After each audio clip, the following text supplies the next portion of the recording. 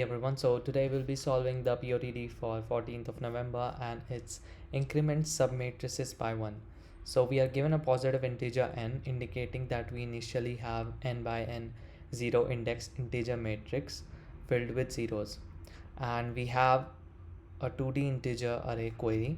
For each query we have 4 values. So the first one is row 1 column 1 and row 2 column 2. So you should do the following operation. So we have to increment 1 for each and every element in this submatrix. So row 1 comma column 1 indicate the top left corner, and row 2 comma column 2 indicate the bottom right corner. So we'll have a submatrix using these values, and we have to increment 1 in that submatrix, and in the end we have to return the matrix after performing every query. So one brute force way is to uh, just iterate throughout the submatrix and add +1. So that will take at worst O of n square complexity, right? And because the top left and the bottom right could be the 0 comma 0 and n comma n minus 1 comma n minus 1, so we'll have to increment the entire thing, and this can go on for every single query. So we can have at most 10 to the power 4 queries. So that would take us around 10 to the power 4 and 500 squared. So it's around 5 times 10 to the power 8, 25 times 10 to the power 8, or 2.5 times 10 to the power 9. So that would obviously TLE for us. So we'll have to do this problem in, so for each query we can do O of n. So O of n times 10 to the power 4 would be 5 times 10 to the power 6, which is doable in the, which will not TLE. So the question now is, since brute force is very clear, how can we do this in O of n instead of iterating for each and every element in the matrix? So one thing we can use is that we can treat every single row inside a matrix as a individual array. That is what a vector of vector eventually is. So let's say that we are doing an operation for 1 comma 1 and 2 comma 2. So the top left corner is 1 comma 1 and the bottom right corner is 2 comma 2. So that means that we have 2 rows with 2 elements. How is that true? Because we'll go from 1 to 2, and then we'll go from, so the top left corner is 1 comma 1 and bottom right corner is 2 comma 2. So that would mean that bottom left corner is 2 comma 1 and the top right corner is 1 comma 2. So that would give us the number of rows. So it would be the first row will extend from column 1 till column 2.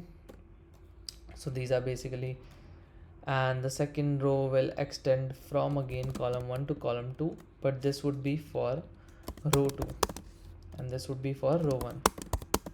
So now that we know that we can segregate the elements, instead of treating the submatrix as an entire matrix, we can treat it as a vector of vectors, which actually is the meaning of a two-dimensional matrix. So instead of applying operations to the entire submatrix, we can think about applying operations to individual rows. Now how do we add to a particular range in a vector in O of n, and these are queries. So how do we do that in O of n for each how do we do that in O of 1 for each query?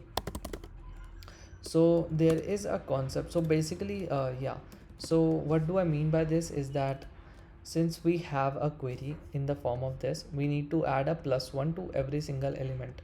So adding a +1 for, let's just say, row 2 from column 1 till column 5, that, and we have to do this for every single row, for row till it is given to us. So that can be found out by row 2I. So we have to do this for every single row, row 1I, column 1I till column 2I, and we can treat each and every single operation as an operation on a single matrix and doing this row wise. So that would bring down our complexity into number of queries times number of rows. So this is at max 1e4 times 500, which is nothing but 5 times 1e6, which is doable in the complexity. So how do we do this operation?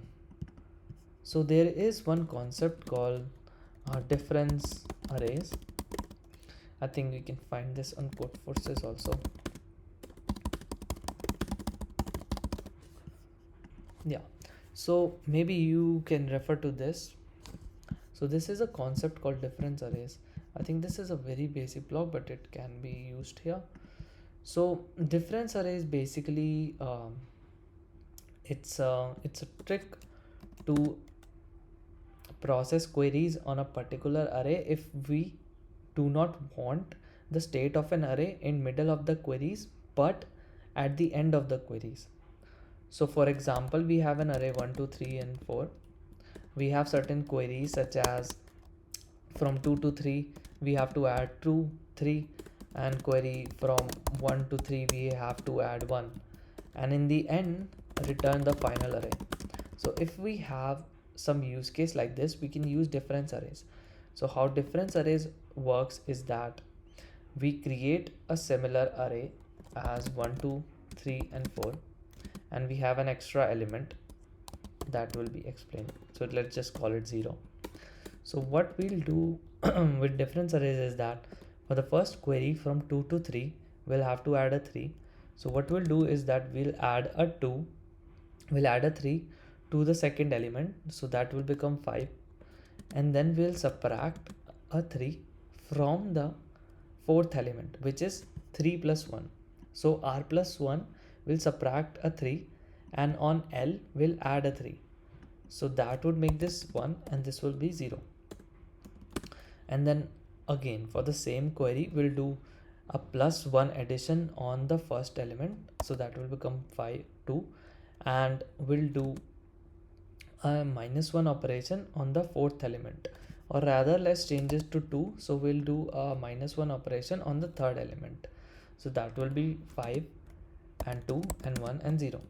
And in the end, what difference array, so after we are done with all the queries, we'll take the cumulative sum starting from the second element. So it's basically 2, then we add, so we'll create a prefix array is what I mean, 2 7 9 10 and 10, and then we'll only consider the first 4 elements because originally our array was of length 4.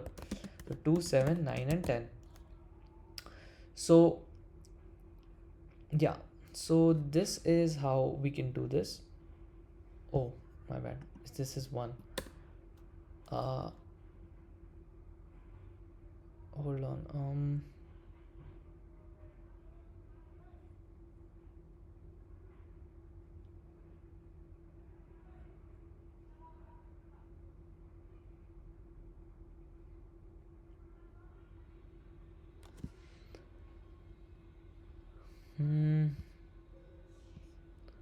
from 2 to 3 we add a 3, from 2 to 3, 1 2 and 3 we add a 3, So we added a 3 here, right? And then we subtracted a 3 from the fourth element. From 1 to 2 we add a 1, and then we subtract this from here. From 2 to 3 we add a 3. Yeah, so that's how we can do this. But 2 3 we add a 3, 1 to 2. Interesting. What is this?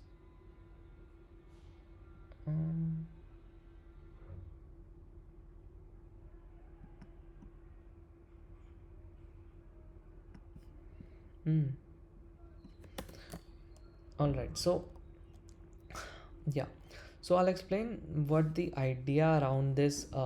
So we add 2l plus x, and we subtract from r plus 1 minus x. So idea is that when we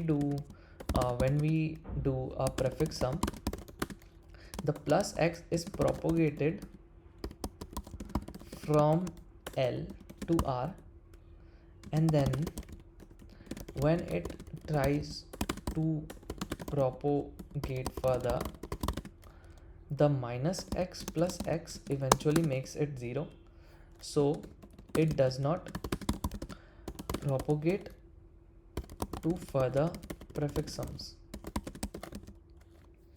So this is the eventual idea for this. So so maybe we can again run this. So we have 1 2 3 4, and the first query is 2 3 and 3. So we'll add a 2 to this element, so we'll add a 3 to the second element, which will make it 5, and then we'll subtract a 3 from this element. So I'm doing this operation on the original array. We generally have an array of zeros in the difference array, so this is a difference array. I did this on the entire array. So yeah, so first of all we add a 3 to the second element, so it will make this 3, and then we'll subtract a 3 from the fourth element, which is 3 plus 1, so this will make it minus 3 0, and then we'll add a 1 to the first element, so it will make it 1, and subtract a 1 from the third element, which is 2 plus 1, so this will make it this. So now we'll create the prefix sum, so it will be 1 4 3 0 0. So this is eventually our difference array, and now we'll add this difference array to our original array. So this will be 1 2 3 and 4, and we'll ignore the last element because we don't really need it. So when adding that, the answer would be 2 6 6 4. So yeah, so we can see that this is eventually our answer for the above query as well. So if we add a 3 from 2 to 3, this will make it 5 6, and if we add a 1 2 from 1 to 2, this will make it 2 6. So this is our answer.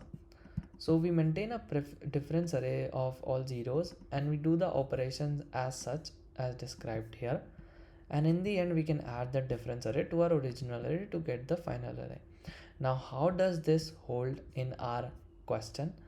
So as we discussed earlier, we are treating every single submatrix as a collection of different rows.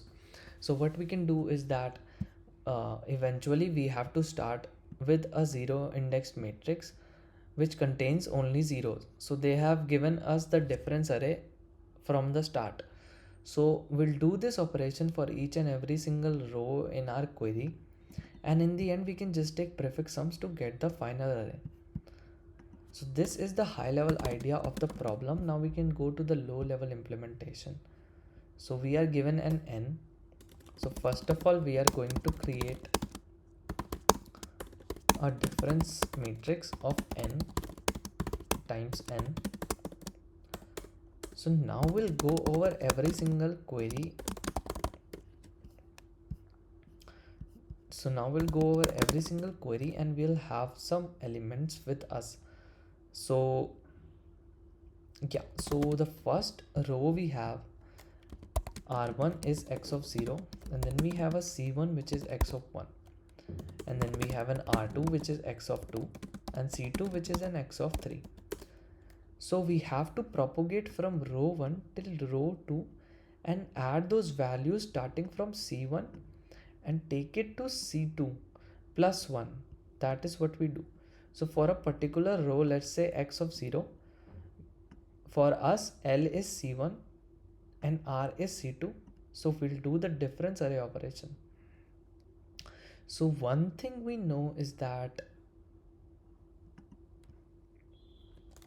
so since we cannot create n plus 1, so we'll do a security check just to see that if C2 plus 1 exceeds n, then we won't subtract it. So what we are going to do now is that for starting from each and every row from R1 and taking it till R2, what we'll do is that we'll just do a difference of C1 plus plus, because we are only adding 1, and then we'll just check if C2 plus 1 is less than n, then we'll do a difference of C2 plus 1 minus minus. So in the end, what we are going to do is that we are going to iterate for every single row, for every single column. What we'll do is that we'll do a difference of j plus equals difference of j minus 1. And in the end, we can just return our difference array. So this is just taking the prefix sum in the end, and this is applying operation on L comma R. Oh yes, so it should be R here.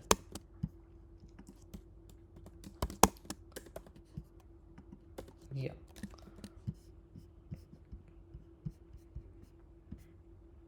So yeah, we can do it like this. If you want to read more, you can probably search a blog on Code Forces. So it should be available. This is difference arrays basically. So yeah, this worked for us. There were only 31 test cases. So yeah, this was a very good problem. I think it teaches you about difference arrays and their operations on submatrices, because we can always treat a matrix as a collection of rows or a collection of columns iterating through rows, or a collection of rows iterating through columns. So yeah, that's all.